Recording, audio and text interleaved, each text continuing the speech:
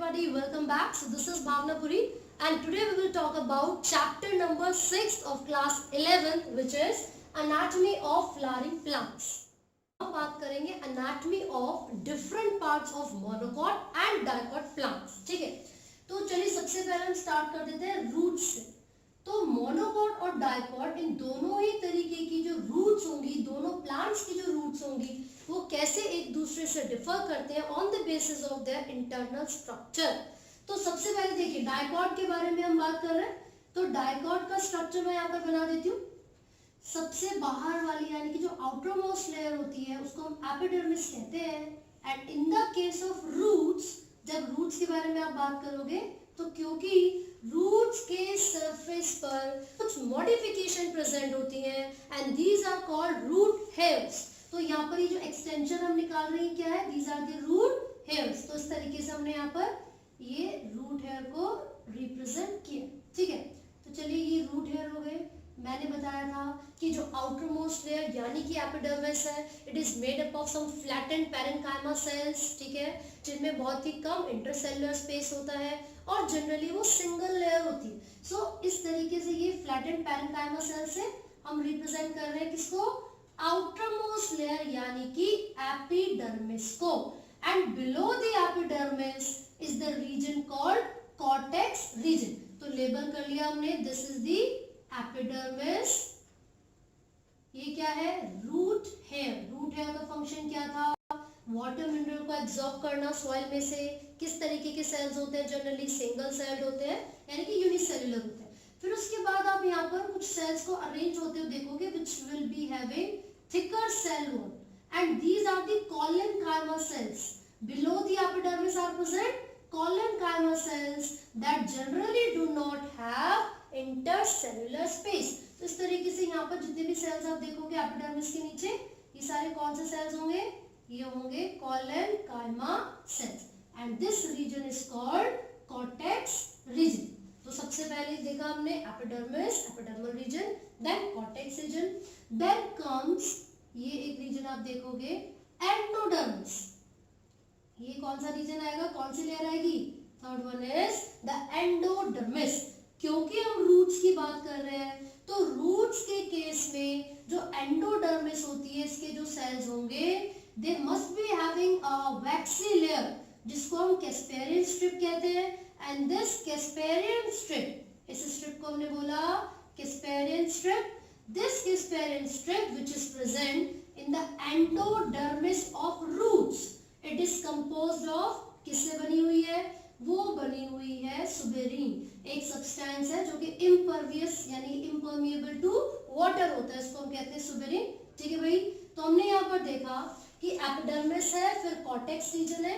Epidermis flattened parenchyma से बना है, कॉर्टेक्स रीजन कोलेनकाइमा सेल से मिलकर बना हुआ है जिनकी सेल वॉल काफी ज्यादा थिक होती है and there is no intercellular space. फिर एंडोडर्मिस रीजन हमने देखा, इसमें कुछ फ्लैटेंड सेल्स होते हैं और यहाँ पर एक लेयर प्रेजेंट होती है या फिर एक स्ट्रक्चर प्रेजेंट होता है, स्ट्रिप प्रेजेंट होती है रूट्स के केस में जिसको हम कैस्पेरियन स्ट्रिप कहते हैं.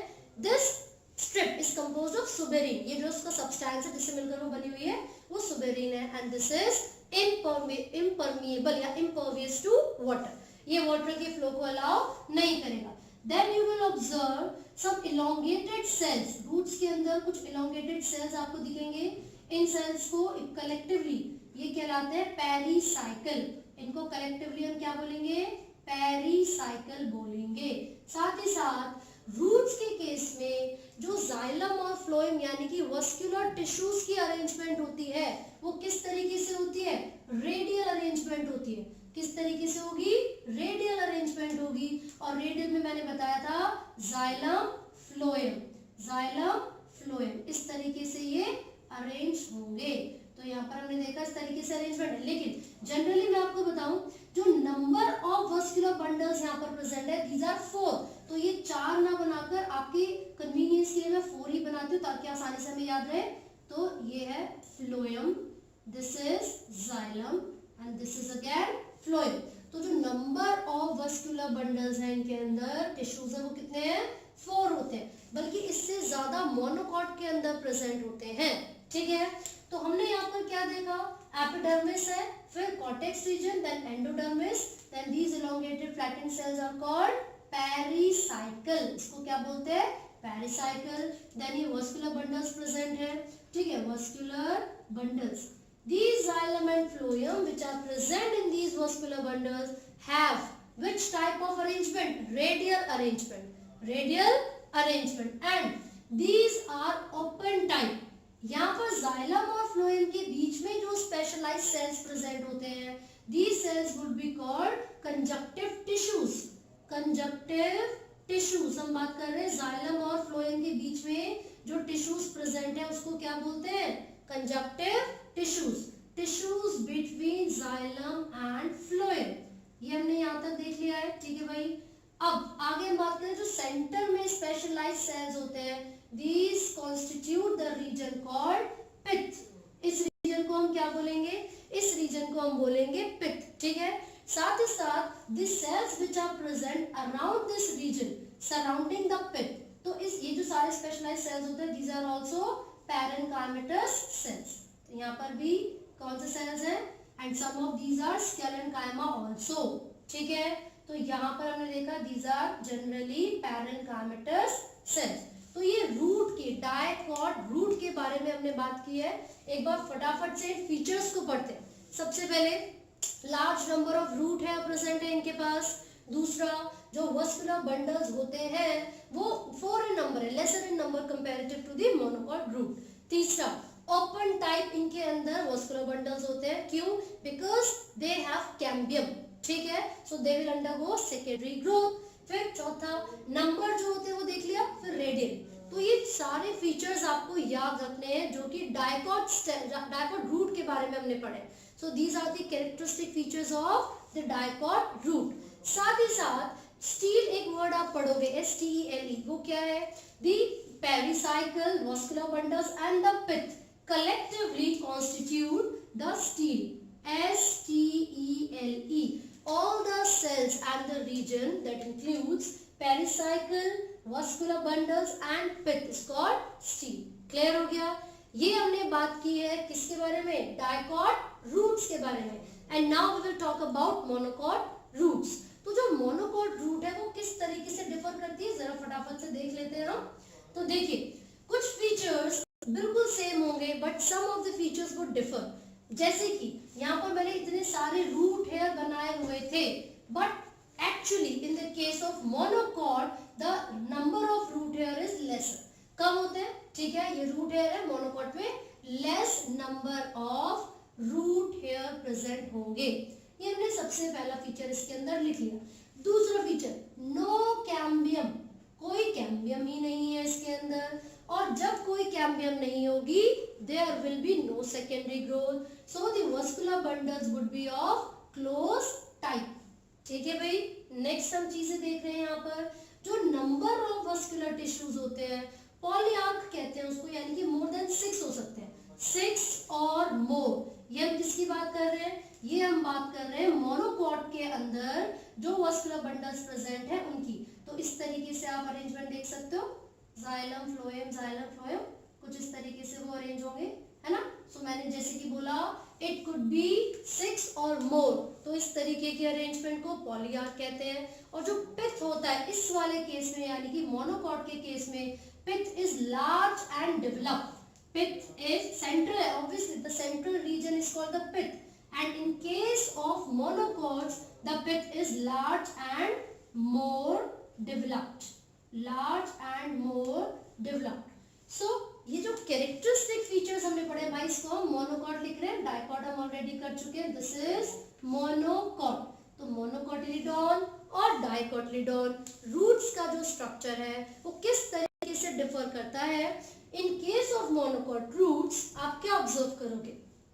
Lesser number of root hair, no cambium is present. Since there is no cambium, there will be no secondary growth, and the जो arrangement है xylem of phloem की would be of closed type. and यहाँ पर जो number है ये क्या है? No मतलब number of vascular bundles it could be 6 or more than 6. साथ साथ पिथ कैसा होता है इसके अंदर? Pith is large and well developed. pith is large and well developed. So इसके साथ साथ हम यहाँ पर रूट्स को कंप्लीट कर रहे हैं. We have studied about the dicot and monocot root, उनकी एनाटॉमी को हमने पढ़ा. कौन सा टॉपिक डिस्कस करेंगे इस चैप्टर में? We will discuss about the stem, the anatomy of stems. किस किस में? In both the dicot and monocotyledon plants. तो देखिए, जब हम स्टेम के बारे में बात करते हैं तो उसके स्ट्रक्चर के बारे में बात करेंगे, जाइलम और फ्लोएम की अरेंजमेंट के बारे में बात करेंगे, जो बाकी सेल्स हैं या जो बाकी रीजन्स होते हैं स्टेम के अंदर वो किस तरीके से अरेंज है वो देखेंगे. तो एक स्ट्रक्चर में डाइकॉट स्टेम का यहाँ पर बना रही हूँ. जब हम इस स्ट्रक्चर को ऑब्जर्व करेंगे तो जनरली क्या होता है, इन the case of dicot stem, ये जो वस्कुलर बंडल्स होते हैं ये एक रिंग की फॉर्म में अरेंज होते हैं. मतलब जितने भी वस्कुलर बंडल्स होंगे it will be arranged like this. सारे के सारे वस्कुलर बंडल्स इस तरीके से अरेंज होंगे. ये हम डाइकॉट रूट के बारे में बात कर रहे हैं. So this xylem will be present towards the pith. ये जो जाइलम है वो पिथ यानी कि सेंटर की तरफ प्रेजेंट है, और जो फ्लोएम है it will be present at the periphery. ये इस तरीके की अरेंजमेंट होती है हमेशा इसके अंदर. ठीक है, this is conjoint type of arrangement. तो डाइकॉट स्टेम के अंदर सबसे पहला पॉइंट जो हमें याद आया वो क्या है? Conjoint type of arrangement. दूसरी चीज, since we are talking about dicot stem, so there is the cambium between xylem and phloem, and this cambium is called vascular cambium. क्यों भाई? वस्कुलर टिश्यूज के बीच में प्रेजेंट है. तो second point, vascular cambium is present, and due to the presence of vascular cambium, ये किस तरीके के होते हैं वस्कुलर बंडल्स? ओपन टाइप होते हैं. ठीक है. Next point, this cambium allows the secondary growth of dicot stem. ये चीज हमें पता चल गई है. नेक्स्ट, अब इसके अंदर सबसे इंपॉर्टेंट चीज, ये जो वस्कुलर कैम्बियम इन दोनों के बीच में प्रेजेंट है, यहां से एक रे निकलती है विच इज कॉल्ड मेडुलरी रे, विच इज अ पैरेन्काइमेटस रे. पैरेन्काइमा के सेल्स, देखो पता है क्या होता है, ये जो कैम्बियम यहाँ पर प्रेजेंट है it will allow the lateral growth. यहाँ पर जो पैरेन्काइमा के सेल्स होंगे वो सेल्स फर्दर डिवाइड करना स्टार्ट करेंगे और एक रे की फॉर्मेशन होगी और ये एक कंप्लीट रिंग की अपीयरेंस देगा. ये हम डाइकॉट स्टेम में देखेंगे. तो रिंग इज फॉर्म. ठीक है. नेक्स्ट चीज, जब भी आप इन वस्कुलर बंडल्स को ऑब्जर्व करोगे you will see the shape and the size of these, जो बंडल्स हैं वस्कुलर बंडल्स वो लगभग सेम साइज के प्रेजेंट होते हैं. डाइकॉट में जो वस्कुलर बंडल्स हैं these are of same size. तो यहाँ पर हमने ये मेंशन कर लिया है कि वो सेम साइज के होते हैं. तो ये तो मैंने आपको स्ट्रक्चर बनाया. जब प्रॉपर्टीज अगर हम इसका देखेंगे तो यू विल ऑब्जर्व कि भैया सबसे बाहर वाली लेयर कौन सी है? This is epidermis. मैंने बताया था फ्लैट सेल से मिलकर बनी हुई थे. हम स्टेम की बात कर रहे हैं यहाँ पर. ठीक है. अब यहाँ पर ये भी मैंने आपको बताया था इन द केस ऑफ स्टेम कुछ एपिडर्मिस की एक्सटेंशंस बाहर आ जाती हैं विच आर कॉल्ड, क्या बोलते हैं इसको? ट्राइकोम्स. इनको हम क्या बोलते हैं? ट्राइकोम्स.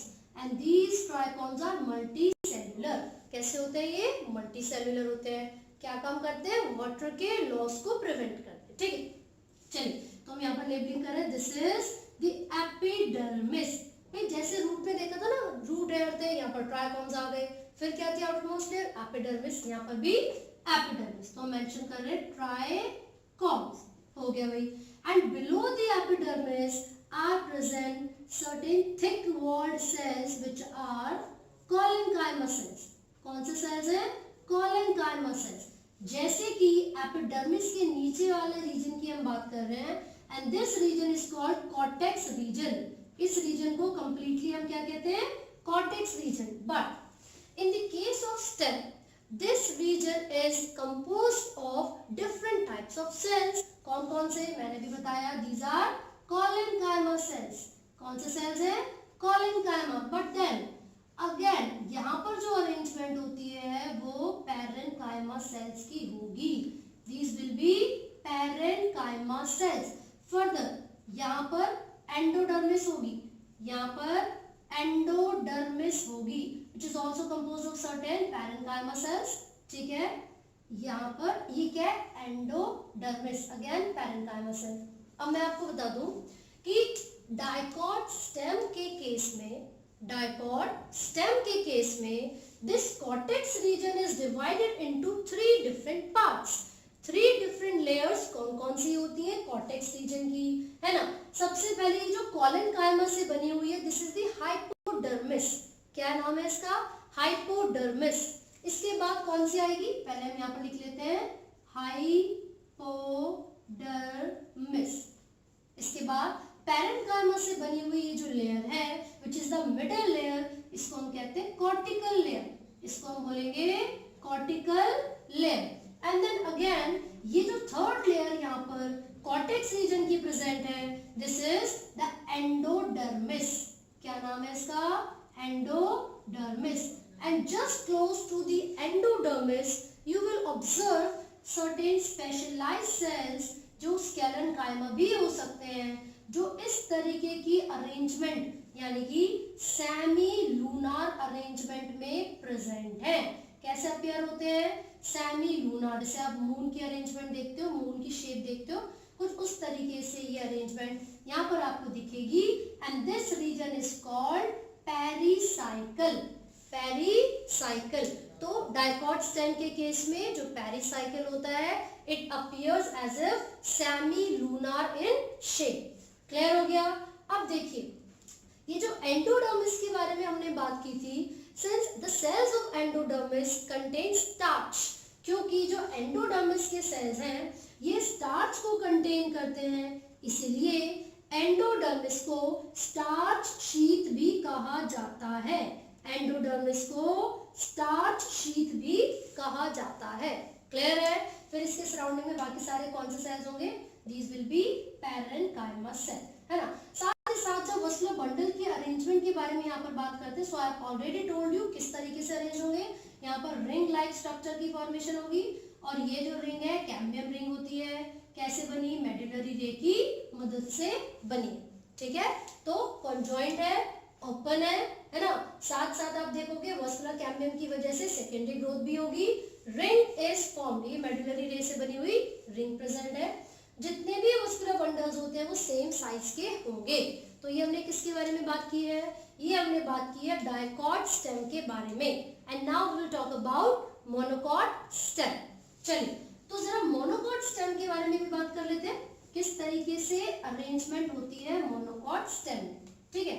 जैसे कि एक बंडल बना के मैं आपको दिखा देती हूँ। यहाँ पर हमने एक बंडल बनाया, हम अरेंजमेंट बता रहे हैं कि मोनोकॉट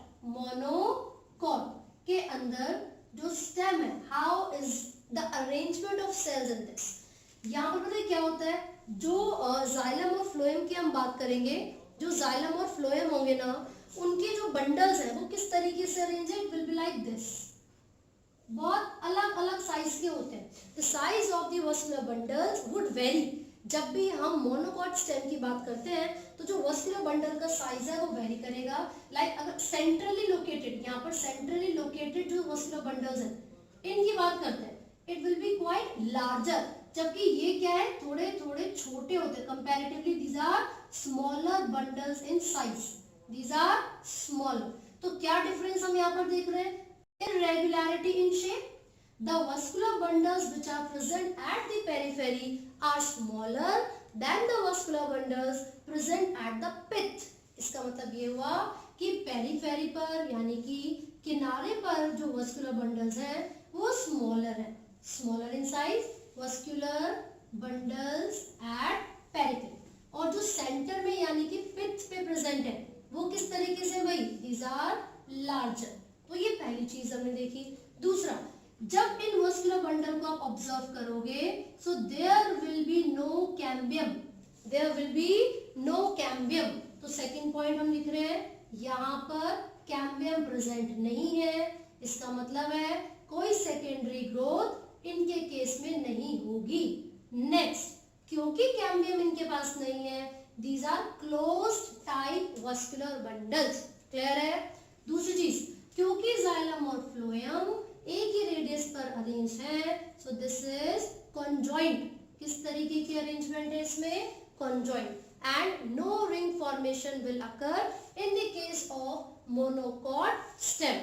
रेस्ट जब बाकी स्ट्रक्चर देखा जाता है तो यहाँ पर भी ट्राइकॉन्स हो सकते हैं, है ना, but trichomes are very smaller in number, very less in number, बहुत ही कम होते हैं. जरूरी नहीं है कि मोनोकॉट में ट्राइकॉन्स की डेवलपमेंट हो भी. क्लियर है? तो ये हमने मोनोकॉट स्टेम की बात की है. सो हमने यहाँ पर कोई ऐसे करके अरेंजमेंट भी नहीं की, तो क्योंकि जो ट्राइकॉन्स होते हैं वो बहुत ही ना के बराबर होते हैं मोनोकॉट स्टेम के अंदर. साथ ही साथ यहाँ पर अरेंजमेंट हमने देखी है, कोई सेकेंडरी ग्रोथ नहीं है, क्लोज टाइप है, कंजॉइंट है, ठीक है. And the size of these vascular bundles would very. अगर डायग्राम भी बनाएंगे तो कुछ इस तरीके से होगा. एपिडर्मिस है आउटरमोस्ट लेयर, वो फ्लैटेंड सेल से बनी होगी, ठीक है.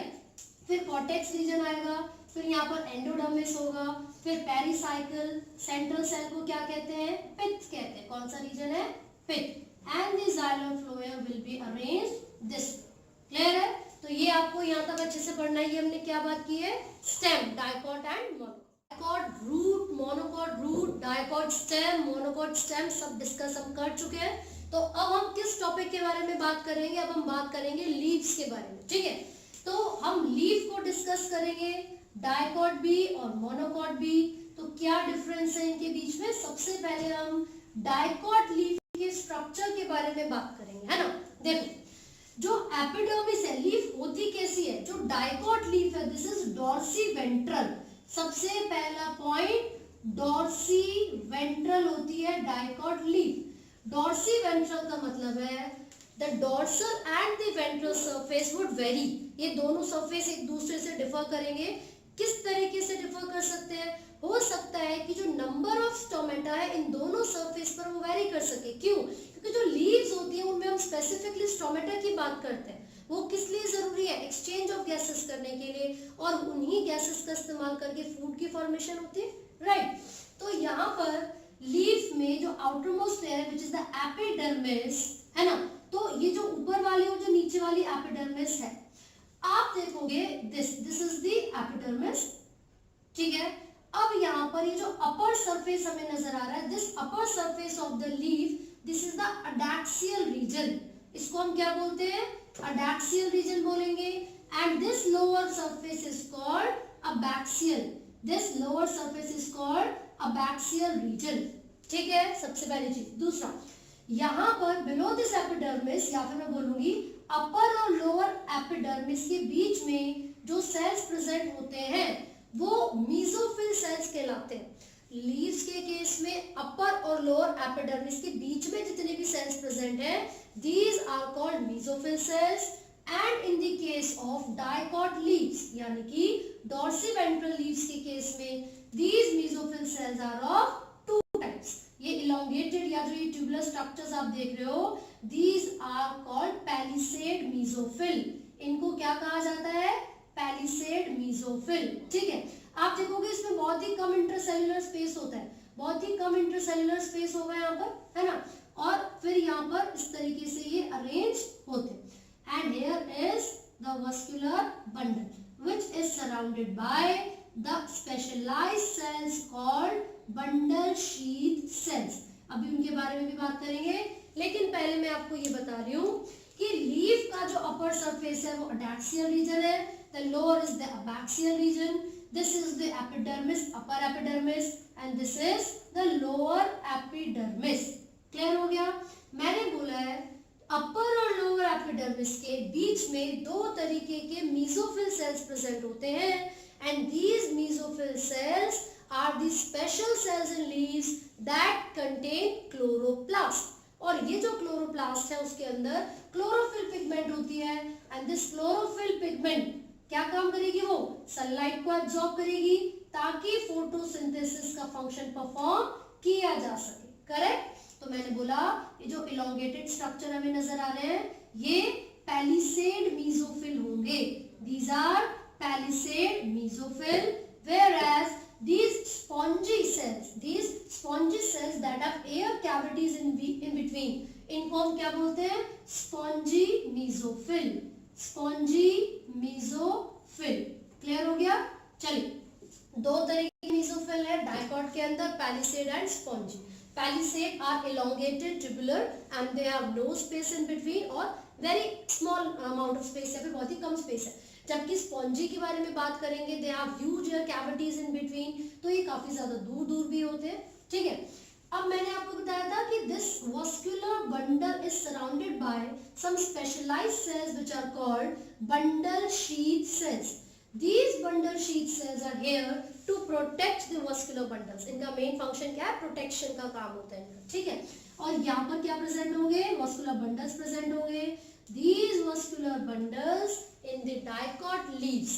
डायकॉट लीव्स के अंदर जो वस्कुलर बंडल प्रेजेंट है, जाइलम और फ्लोएम प्रेजेंट है, ये वेन्स और वेनलेट्स के साइज के बेसिस पर, वेन्स और वेनलेट्स के साइज के बेसिस पर क्या हो सकते हैं? वेरी कर सकते हैं। ठीक है, तो जैसे कि किसी भी लीफ का स्ट्रक्चर आप देखोगे, इसमें ये क्या है? मिडरिब। मिडरिब अगर बहुत ही ज्यादा मोटी है, ठीक है, so the size of the vascular bundles would also be larger. लेकिन ये जो वेनलेट्स होती हैं, इनके अंदर जो vascular tissue, vascular bundle present होंगे, उनका साइज छोटा होगा। ठीक है, तो यहाँ पर ये जाइलम फ्लोएम यानी कि वस्कुलर बंडल प्रेजेंट है। ठीक है, तो क्योंकि डायकॉट की बात करें, these are specialised, they will undergo certain division, तो फर्दर डिवीजन इनके अंदर होती है।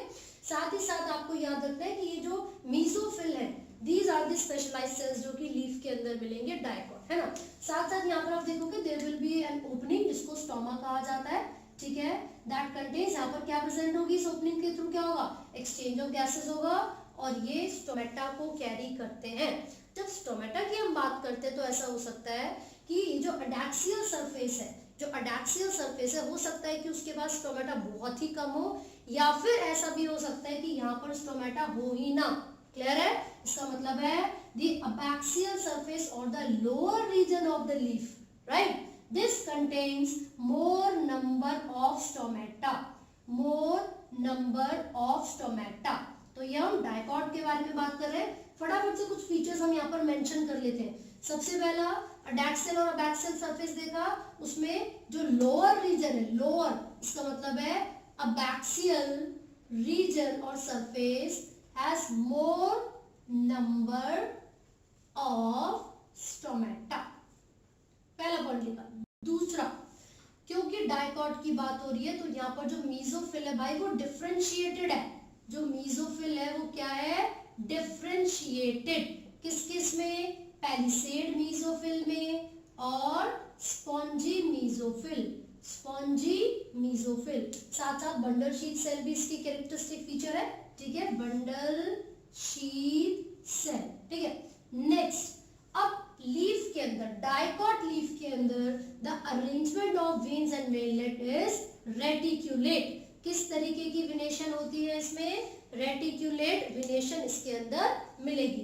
तो ये हमने डायकॉट लीव्स के बारे में बात की है। तो ये कैरेक्टरिस्टिक फीचर्स जो भी लिखे हैं सारे डायकॉट लीफ के लिए। साथ ही साथ the shape of this stomata in dicot leaves, कैसी शेप होती है स्टोमेटा की? बीन शेप्ड होती है। इस तरीके से होते हैं जिसको हम कहते हैं बीन शेप। तो स्टोमेटा किस तरीके के होंगे? Bean shape. तो ये हमने डायकॉट लीव्स की बात करी। अब हम किसकी बात करेंगे? मोनोकॉट लीव्स की बात करेंगे। And in the case of monocot leaves you will observe certain changes. हटा देते हैं उसको और फटाफट से मोनोकॉट लीव्स के चेंजेस की बात करते हैं। ठीक है, चलो पूरा रब कर देती हूँ। जब डायकॉट की बात की थी तो मीजोफिल तो डिफरेंशिएटेड थी, लेकिन भाई मोनोकॉट में ऐसा नहीं है।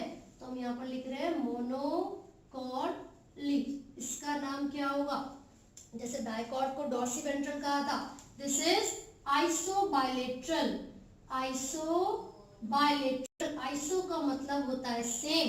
इसका मतलब है both the surface, the adaxial and the abaxial surface have same number of stomata.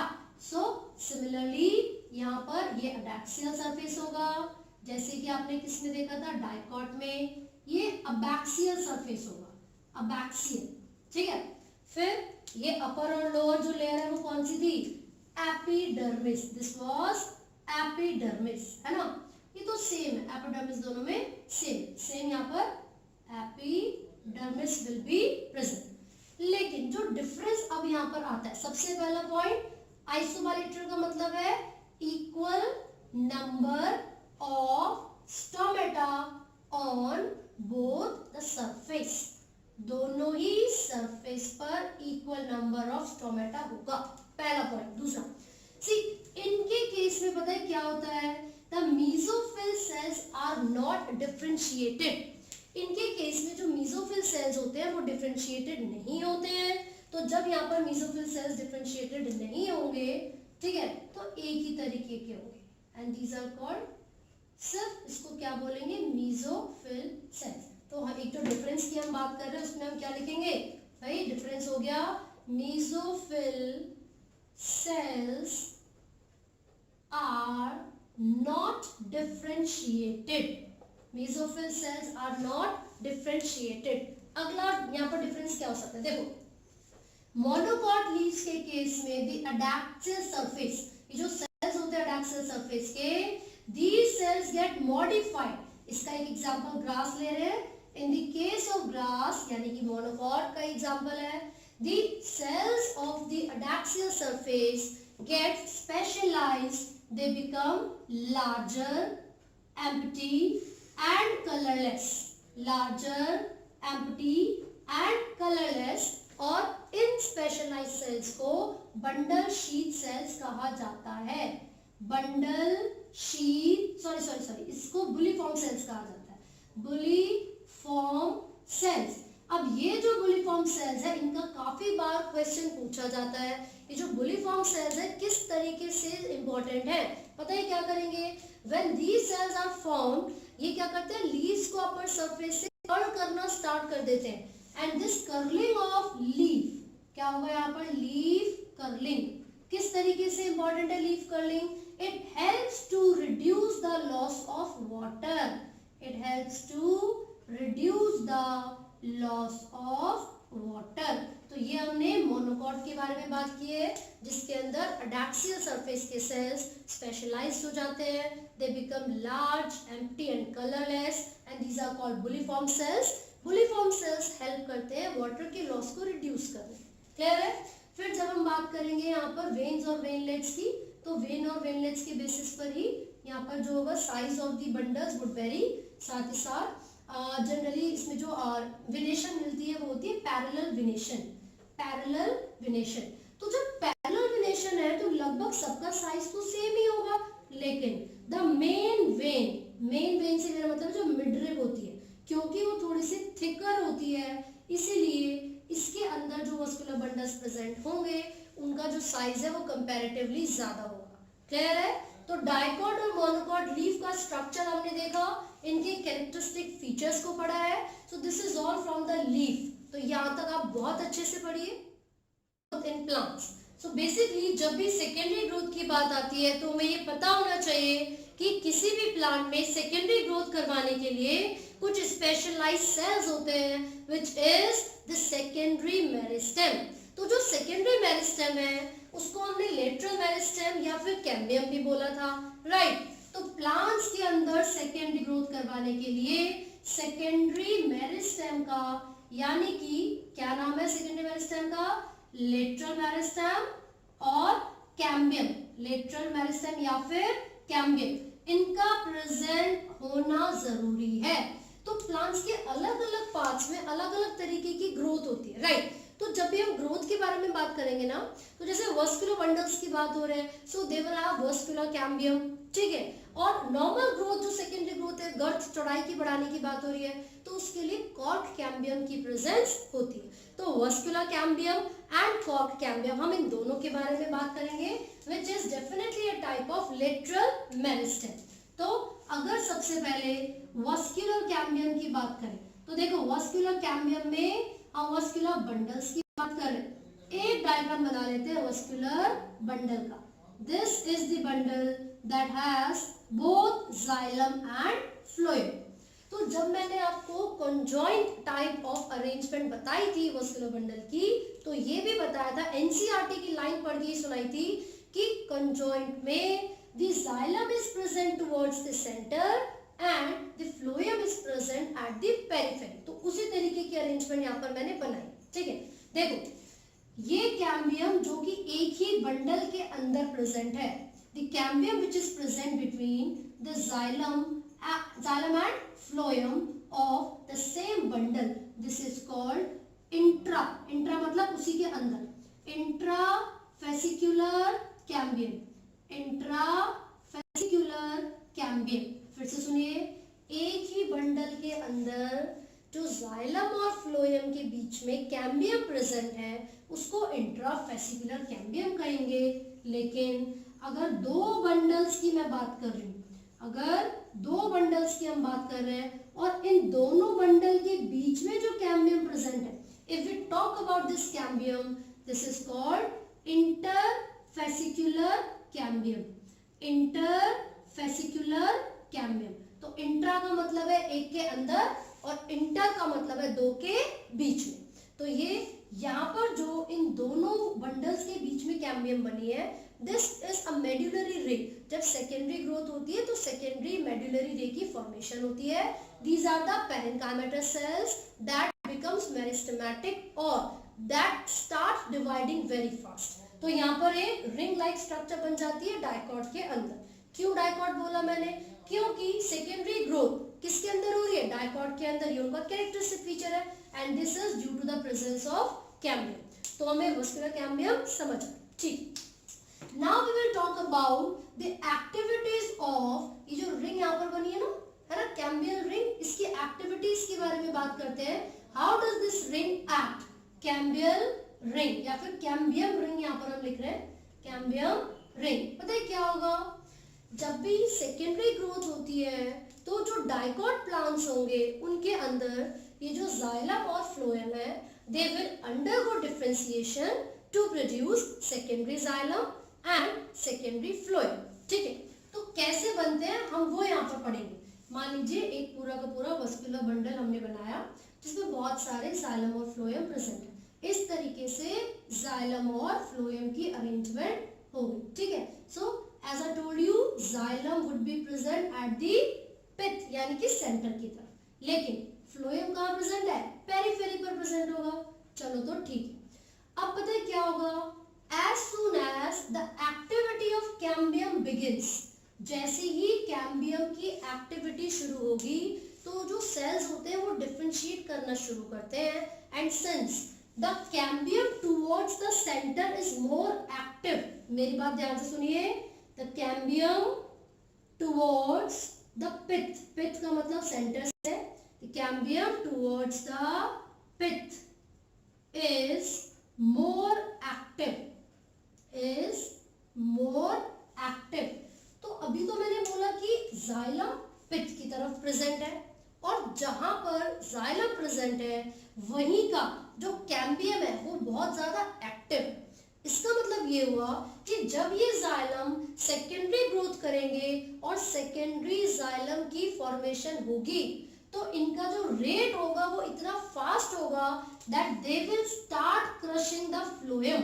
फिर से बताती हूँ, सेकेंडरी जाइलम की फॉर्मेशन का रेट इतना ज्यादा रैपिड होगा, इतना ज्यादा फास्ट होगा कि ये इतनी जल्दी जल्दी डिवाइड करेंगे that the cells of the phloem will be crushed. सारे जो सेल्स होंगे फ्लोएम के वो क्रश्ड हो जाएंगे. ये चीज आपको याद रखनी है. तो इस वजह से secondary xylem is formed rapidly. जो सेकेंडरी जाइलम है उसकी फॉर्मेशन रैपिडली होती है. हेंस क्रशिंग, किसको क्रश कर देते हैं? Crushing the phloem, the cells of phloem. और जो प्राइमरी और सेकेंडरी जाइलम यहाँ पर बने हैं दे विल रिमेन इंटैक्ट.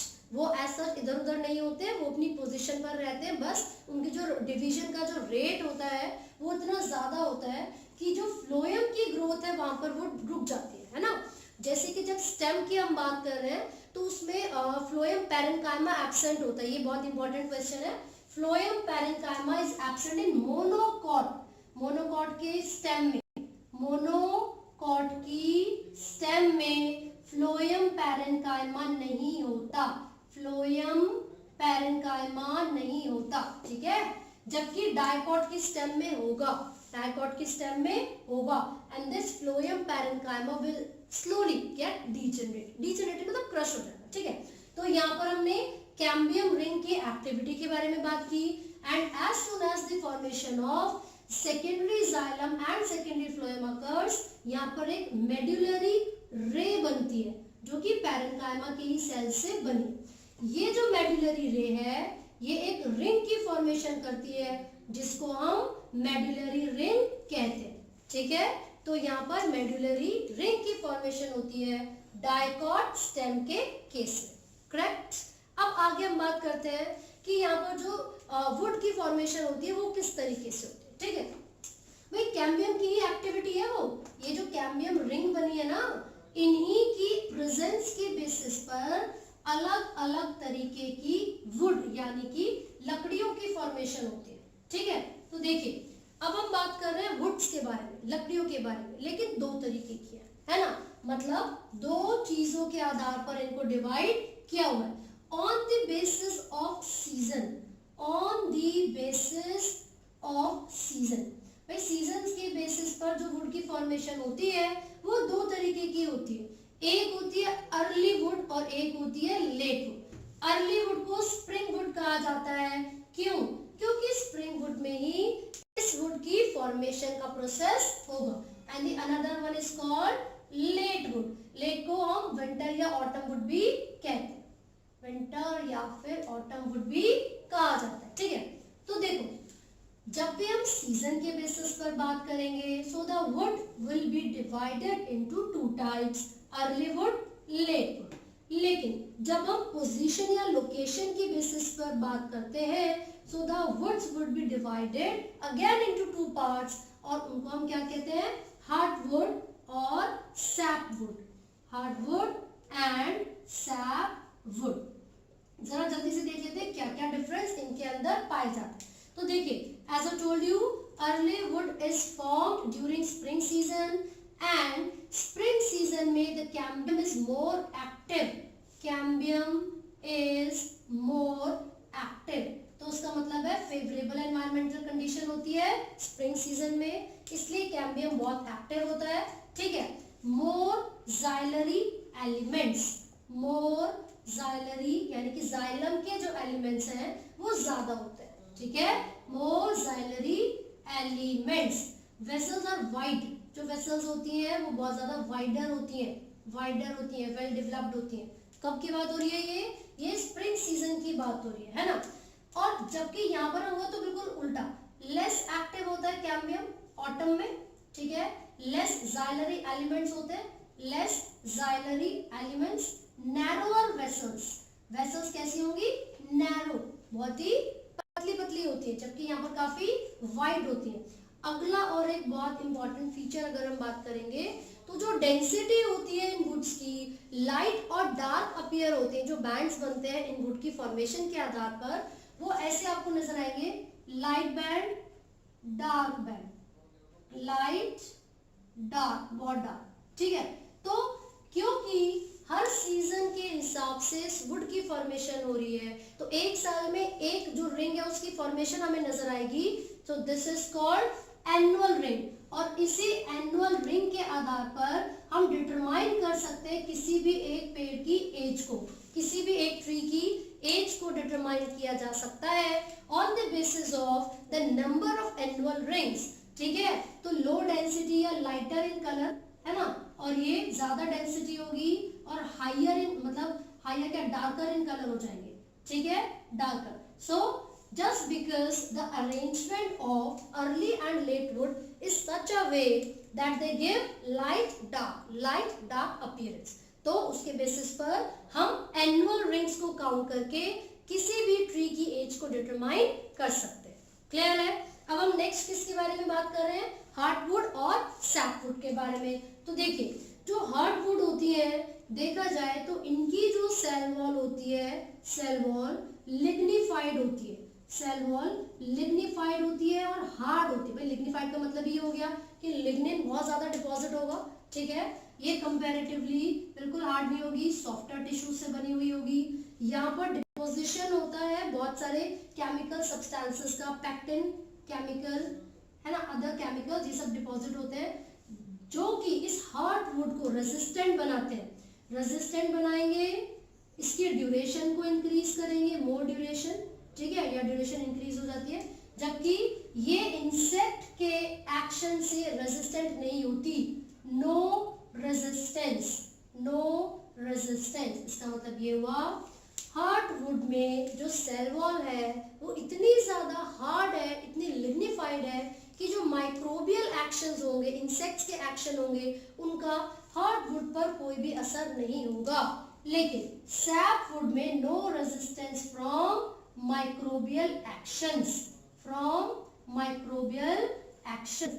तो भाई सिंपल सी बात है, ये जो इतनी हार्ड है, ये जो इतनी लिग्निफाइड है, तो ये किस चीज में हेल्प करेगी? ये हेल्प करती है प्रोटेक्शन यानी कि सपोर्ट प्रोवाइड करवाने में, जबकि ये वाटर को कंडक्ट करने में हेल्प करेगी। जो सैपवुड है it helps in the conduction of water, ठीक है, साथ साथ मिनरल्स को भी कंडक्ट करती है। और इसके पास जाइलम प्रेजेंट होगा, लिविंग टिश्यूज प्रेजेंट होंगे, जबकि इसके पास जाइलम या लिविंग टिश्यूज प्रेजेंट नहीं है।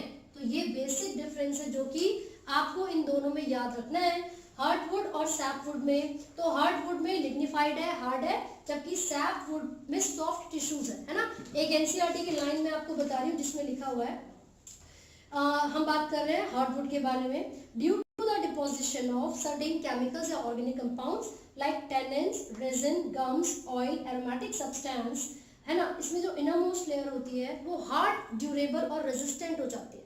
Hard, durable and resistance, and we are talking about hardwood.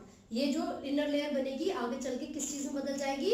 Hardwood में बदलेगी, ठीक है। फिर यहाँ पर डेड एलिमेंट्स प्रेजेंट होते हैं, हाईली लिग्निफाइड होती है, ये वाटर को कंडक्ट नहीं करेगी, ठीक है। लेकिन जब हम बात करते हैं सैपवुड के बारे में, ये क्या है? सॉफ्ट है, इसमें सेकेंडरी जाइलम पेरिफेरी रीजन पर प्रेजेंट होते हैं, लाइटर इन कलर होती है और वाटर और मिनरल्स को रूट से लीफ तक कंडक्ट करने का काम करती है। तो एक पॉइंट हमें यहाँ पर लिखना है, सेकेंडरी जाइलम पेरिफेरल होते हैं, सेकेंडरी जाइलम पेरिफेरल, तो ये जरूर याद रखिएगा, सेकेंडरी जाइलम पेरिफेरल होते हैं सैपवुड में। ये क्वेश्चन काफी बार पूछा जाता है, तो हमने क्या लिखा है? सेकेंडरी जाइलम कैसे होंगे? द पेरिफेरल रीजन, और वो लाइटर कलर के होते हैं। कैसे होते हैं? लाइटर कलर के होते हैं। सो अब हमने यहाँ तक कंप्लीट कर लिया है हार्डवुड एंड सैपवुड तक। ये पढ़ा है कि जब भी सेकेंडरी ग्रोथ होती है तो उसके लिए लेटरल मेरिस्टेम रिस्पॉन्सिबल है, and this lateral meristem is of two types, जिसमें हमने वेस्कुलर कैम्बियम और कॉर्क कैम्बियम। तो जो वेस्कुलर कैम्बियम है we have already discussed it. अब हम बात करेंगे कॉर्क कैम्बियम के बारे में, ठीक है। देखिए ये जो कॉर्क कैम्बियम है ये क्या है और किस तरीके से ये अपनी एक्टिविटी परफॉर्म करे। तो जब भी हम स्टेम के बारे में बात करेंगे तो डाइकॉट स्टेम का स्ट्रक्चर आपने क्या देखा था कि यहाँ पर ये एपिडर्मिस होगी, एपिडर्मिस के सरफेस पर कुछ हेयर प्रेजेंट होंगे जिसको हमने ट्राइकोम्स बोला था, है ना। अंदर यहाँ पर कॉर्टेक्स रीजन होता है, and generally this cork cambium is present at the cortex region. ये जो कॉर्क कैम्बियम है, क्योंकि इसके पास कुछ स्पेशलाइज्ड सेल्स होते हैं जो कि डिफरेंशिएट करेंगे, तो कई बार जब भी स्टेम की आउटर मोस्ट लेयर डैमेज हो जाती है, रप्चर हो जाती है, तो सूनर और later this cells are needed to be repair. तो ये जो रिपेयर करने का प्रोसेस है ये किस तरीके से होगा? It occurs with the help of cork cambium. ये कॉर्क कैम्बियम की मदद से होता है, जिसको फेलोजेन भी कहा जाता है। इसको हम क्या कहते हैं? फेलोजेन, ठीक है। अब ये जो कॉर्क कैम्बियम के स्पेशलाइज्ड सेल्स यहाँ पर प्रेजेंट हैं, these cells would differentiate or will slot off, separate हो जाएंगे। जब डिवाइड करेंगे तो दोनों तरफ से डिवाइड करते हैं। when this cork cambium differentiates towards the outer region, towards the epidermis, then it forms the surface structure called cork। जब भी कॉर्क कैम्बियम के सेल्स पेरिफेरी यानी कि एपिडर्मिस लेयर की तरफ डिफरेंशिएट करेंगे तो they form another structure which is called cork, ठीक है।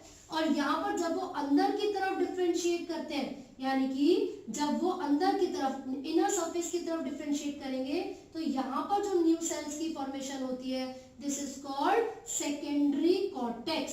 This is called secondary cortex. ये जो कॉर्क रीजन होते हैं इसके जो सेल्स हैं, these cells are generally impermeable to water। impervious इसको बोला जाता है, impervious to water।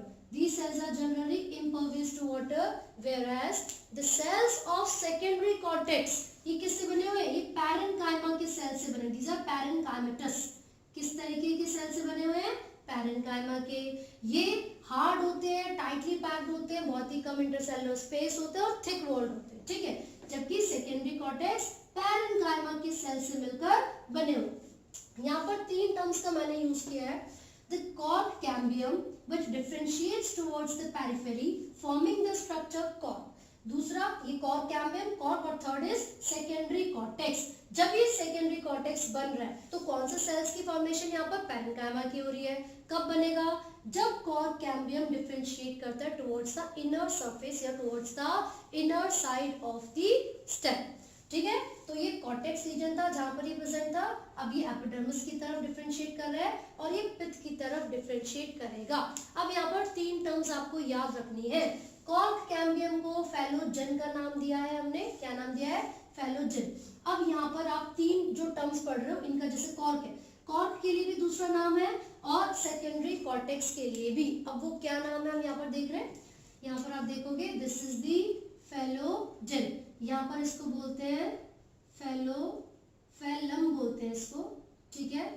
PHE phellem. ये फेलम बोलेंगे और इसको हम बोलेंगे phelloderm. And these 3 are collectively called as periderm. जब भी हम कॉर्क कैम्बियम की बात करते हैं, कॉर्क की बात करते हैं और सेकेंडरी कॉर्टेक्स की, तीनों की एक साथ मिलकर बात करेंगे, सो कलेक्टिवली इन तीनों को पेरिडर्म कहा जाता है. PERIDERM periderm. तो एक लाइन आपकी एनसीईआरटी में मेंशन है जिसमें ये लिखा हुआ है कि जो ये कॉर्क कैम्बियम है जब भी वो डिफरेंशिएट करेगा टुवर्ड्स द इनर साइड तो वो पैरेन्काइमेटस सेल्स सेकेंडरी कॉर्टेक्स की फॉर्मेशन करता है. लेकिन जब भी वो बाहर की तरफ डिफरेंशिएट करेगा तो वो कॉर्क की फॉर्मेशन करेगा जो कि इम्परवियस होते हैं. अलॉन्ग विद दिस एक और लाइन जो आपको याद रखनी है मैं बताती हूँ. लिखा हुआ है उसमें due to the activity of cork cambium pressure builds up on the remaining layer peripheral to the phelogen and ultimately these layers die and slow off. इसका मतलब पता है क्या है? इसका मतलब ये है कि जब भी ये डाई ऑफ हो जाते हैं, कॉर्क कैम्बियम की एक्टिविटी की वजह से क्या बनता है? एक प्रेशर ग्रेडियंट बनता है ना. वो जो प्रेशर ग्रेडियंट है वो हेल्प करेगा in the repairing of the damaged layers और द सेल. तो जब ये कॉर्क कैम्बियम, देखिए मान लीजिए बहुत सारे कॉर्क कैम्बियम के सेल्स हैं, तो ये आगे की तरफ डिफरेंशिएट कर रहा है, यहाँ पर कॉर्क बनाएगा. तो जो पहले की मान लीजिए पूरी इस तरीके से लेयर थी, अब ये सेल्स जब भागते हुए जाएंगे, रैपिडली डिवाइड करेंगे, so this layer will be slowed of. इस तरीके से वो ब्रेक कर जाएगी और जितने भी यहाँ पर डेड सेल्स थे वो फॉर्म करते हैं एक स्ट्रक्चर को जिसको बार्क कहा जाता है. BARK. ये तो एक टेक्निकल टर्म है जो कि ऐसे सेल्स को दे दी गई है जो कि डैमेज हो चुके हैं और जिसको रिपेयर करने की जरूरत है. इसी के साथ साथ जो early in the season, spring season की स्टार्टिंग में या किसी भी सीजन के स्टार्टिंग में जो बार्क बनती है उसको हम अर्ली बार्क बोलेंगे. And the bark that begins the formation, जो बार्क कब फॉर्म होना स्टार्ट करती है? एट द एंड या एट द लेट सीजन, तो उसको हम बोलते हैं लेट बार्क. कई बार ऐसा भी होता है कि ये जो बार्क की फॉर्मेशन यहाँ पर हो रही थी, तो ये जो कॉर्क बन रहा था यहाँ पर इन सेल्स की जगह पर, जब ये कॉर्क कैम्बियम डिफरेंशिएट करके यहाँ पर पैरेन्काइमा के सेल्स की फॉर्मेशन करती है. So these parenchyma sales on the epidermal layer क्या करते हैं? इस तरीके से अरेंज होते हैं कि कुछ पोर्स बन जाते हैं. फिर से सुनिए, कई बार ऐसा होता है कि जो कॉर्क कैम्बियम है ये जब आउटर मोस्ट रीजन की तरफ डिफरेंशिएट करेगी तो कॉर्क की फॉर्मेशन नहीं होगी, उसकी जगह पर it leads to the formation of certain parenchyma cells and these cells are arranged in such a way. ये सेल्स इस तरीके से अरेंज होते हैं कि यहाँ पर कुछ पोर्स बन जाते हैं which are called lenticels. इनको हम क्या बोलेंगे? lenticels. इनका फंक्शन क्या है? ये अलाउ करते हैं exchange of gases. They allow the exchange of gases किस किस के बीच में, एटमॉस्फेयर के और इंटरनल टिश्यूज के बीच में। प्लांट्स के इंटरनल टिश्यूज और एटमॉस्फेयर के बीच में एक्सचेंज ऑफ गैसेस लेंटिसल्स की मदद से होगा। These are the small pores which are present on the surface of stem. Clear है? तो चलिए फटाफट से देख लेते हैं हमने क्या पढ़ा। कॉर्क कैम्बियम की एक्टिविटी बढ़ी। कॉर्क कैम्बियम को फैलोजन कहा जाता है। जब कॉर्क कैम्बियम पेरिफेरी की तरफ डिफरेंशिएट करेगा तो फैलम की फॉर्मेशन होगी। किसकी? फैलम, यानी कि कॉर्क का ही दूसरा नाम है। लेकिन जब ये कॉर्क कैम्बियम अंदर की तरफ कॉर्क, ये जो रीजन है जिसको हमने क्या बोला था, एपिडर्मस रीजन या पित्त वाला रीजन, जब वो अंदर की तरफ डिफरेंशिएट करेगा तो सेकेंडरी कॉर्टेक्स की फॉर्मेशन होगी और इसको फैलोडर्म कहा जाता है। क्या कहते हैं? फैलोडर्म।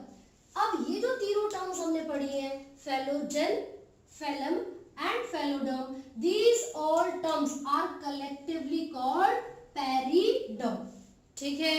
तो यहाँ तक जितनी भी चीजें हमने पढ़ी है, it completes all the anatomical structures of the plant, यानी कि angiosperms, flowering plants. So this is all. I hope आपको ये समझ में आया है। इन केस आपको कोई भी डाउट है तो आप कमेंट कर सकते हैं और पूछ सकते हैं। And do not forget to like, share and subscribe.